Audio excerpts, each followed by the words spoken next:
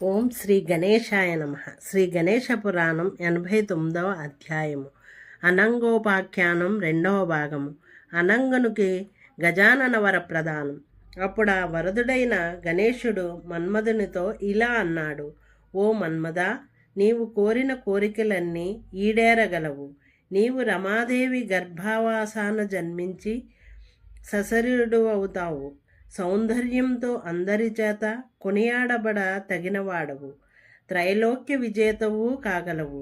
ఇక నీకు నీ కార్యసాధనలో సహకరించేందుకు గాను పుష్పములు, ఫలములు, లేచిగూళ్ళు, కామినుల అవయవాలు, మలయమారుతములు, వెన్నెల, చందనము, పద్మములు, హంసధ్వనులు సహకరిస్తాయి. ఈ సామాగ్రితో నీవు ఈశ్వరాదులనైనా సరే జయించగలవు. వీటి దర్శన స్పర్శ నాదికముల చేత మనస్సులో జనిస్తావు. నీకు లోకంలో మనోభవుడని, స్మృతిభవుడని ప్రసిద్ధ నామములు కలుగుతాయి. నా చరణారవింద స్మృతి, దృఢభక్తి నీకు కలుగగలవు. మహత్కార్యము సంభవించినప్పుడు నన్ను స్మరించనంతనే నీకు దర్శనమిస్తాను అంటూ వరాలను గుప్పించి ఆ అనుగ్రహమూర్తి అంతర్ధానం చెందాడు. ఓ వ్యాసమునీంద్ర, ఈ విధంగా అభీష్ట సిద్ధిని పొందిన కాముడు అక్కడనే మహాగణపతి యొక్క మూర్తిని స్థాపించి ఎనలేని భక్తితో పూజించాడు.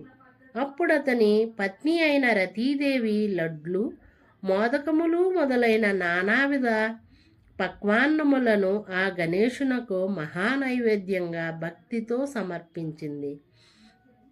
తేజో సంపన్నుడైనట్టి ఆ గజాననునికి మహోత్కటుడు అన్న నామకరణం చేసి రత్నస్తంభ విరాజితమైన ఆలయ ప్రసాదాన్ని నిర్మించాడు. ఆ తరువాత అనతి కాలానికే అనంగుడు శ్రీకృష్ణ పత్ని అయిన రుక్మిణీదేవి యొక్క గర్భవాసాన జన్మించి సముద్రంలో సంబరాసురునిచే పారవేయబడ్డాడు. అప్పుడతడు చేపతో మృంగబడినాడు. ఆ చేపనే జాలరులు సంబరాసురునికి సమర్పించగా అతని భార్య అయిన మాయాదేవి దగ్గర పెరిగి పెద్దవాడైనాడు. నారదుని చేత ప్రేరేపితురాలైన ఆ మాయాదేవి మన్మధునికి మాయలన్నీ చక్కగా ఉపదేశించింది. ఆ మాయాబలంతోనే ఆ ప్రద్యుమ్నుడు సంబరాసురుని వధించాడు. గణేశుని అనుగ్రహ విశేషం చేత ఒక్కడైనప్పటికీ ఆ బాలుడు అనేక మంది శత్రువులను నిర్జించి ప్రద్యుమ్నుడన్న నామధేయం ధరించి సారస్వతపురానికి వెళ్ళాడు. అప్పటి నుండి సర్వదేవతామాన్యుడై త్రైలోక్య విజేతయై గజానన అనుగ్రహం చేత మహదానందాన్ని పొందాడు.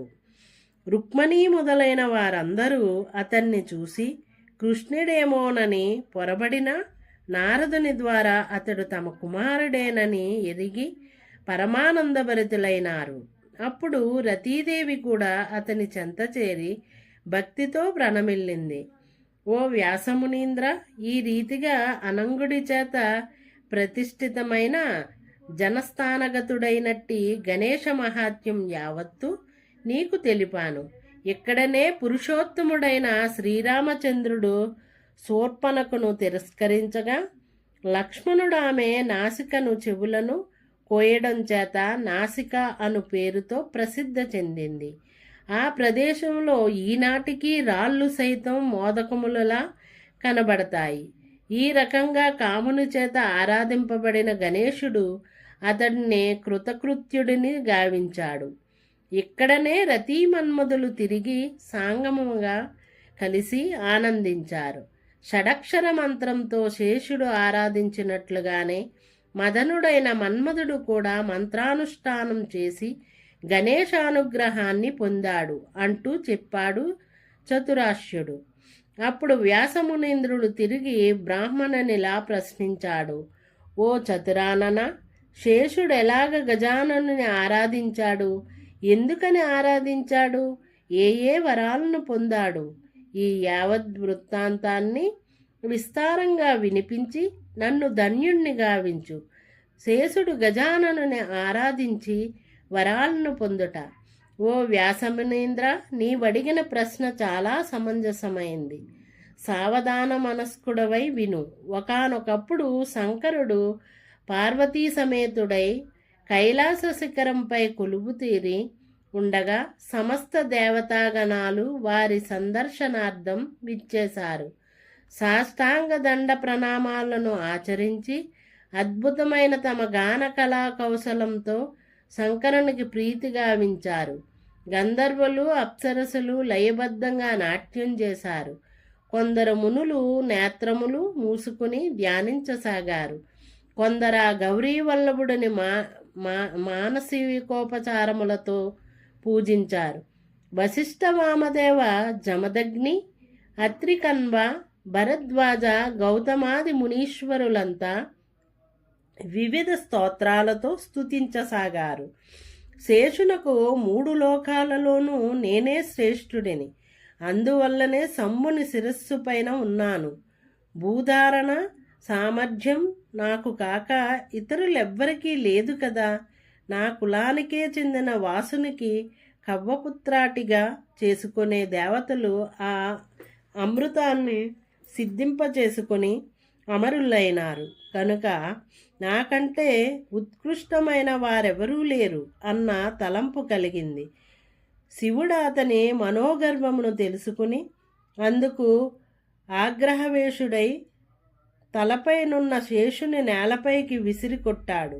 శేషుని యొక్క ఒక్కొక్క శిరస్సు 10 భాగాలై మూర్ఛిల్లి మరణించిన వాని వలె పడియున్నాడు. ఇలా ప్రాణమాత్రావశిష్టుడైన శేషుడు దుఃఖిస్తూ తనలో తానిలా అనుకున్నాడు, ఆహా, త్రైలోక్యేశ్వరుడైనట్టి శివునికే శిరోలంకారాన్నైనప్పటికీ ఇటువంటి దురవస్థకు ఏ దుష్కర్మ కారణం చేత పొందానో కదా. ఇప్పుడు రెక్కలు విరిగిన పక్షిలా ఎటు కదలలేకుండా ఉన్నాను.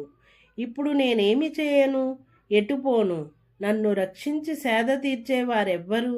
తిరిగి నా స్వస్థానమును పొందగల ఉపాయం చెప్పేవారెవ్వరు అనుకుంటూ విచారిస్తుండగా అతడికి మార్గమధ్యంలో వస్తున్న నారదుడు దైవవశాన కనిపించాడు.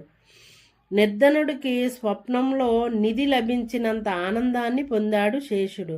ఇది శ్రీ గణేశ పురాణం ఉపాసనాఖండంలోని అనంగోపాఖ్యానం అనే 89వ అధ్యాయం సంపూర్ణం. ఓం శ్రీ గణేశాయ నమః.